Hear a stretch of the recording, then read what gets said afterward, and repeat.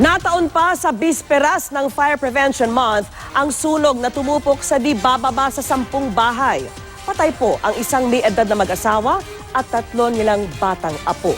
Nakatutok si Von Aquino. Dikit-dikit at gawa sa light materials ang nasa 10 bahay na nasunog pasado alas 8 kagabi sa Barangay Proper Southside, Makati City. Masikip din ang kalsada sa lugar, kaya nahirapan daw ang mga bumbero. Pagkaapulan ng sunog makaraan ng 1 oras, tumambad ang masamang balita. Ano mo na ako man para ilang bata ba? Ilang bata? 3 bata? Wala talaga na dito sa ano.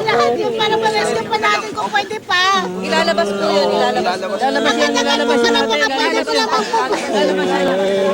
yan. Hindi nakalabas sa kanilang nasunog na bahay ang mag-asawang sina Lolo Ramon at Lola Virginia Benjamin, kasama ang mga apo nilang magkakapatid na sina Francine, Franklin at Franz John Paul Lozano. Ayon sa BFP, naharangan ng apoy ang eskinitang tanging malalabasan sana ng mga biktima. Yung dalawang matanda po kasi medyo may iskinita po sila. Kung makikita natin dito sa sketch namin, may iskinita po sila pero yung before ng iskinita, yung likod niya is yun yung bahay ng natrap natin. So hindi na sila nagkaroon ng chance na makalabas. Sabi ng Bureau of Fire Protection. Walang kuryente sa bahay na pinagsimula ng sunog. Alleged lang, pero kung magkaganon, ang tinitignan namin anggulo ron, siyempre, na gumamit sila ng kandila o gasera.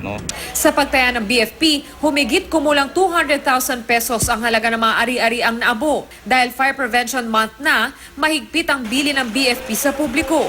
Una, yung mga exits natin sana maging available palagi. Hindi siya obstructed para mabilis tayong makalabas. Ngayon, pangalawa po, yung mga electrical connections natin, we must see to it na lahat ng mga yan, pag iniwan natin, is nakaalis siya.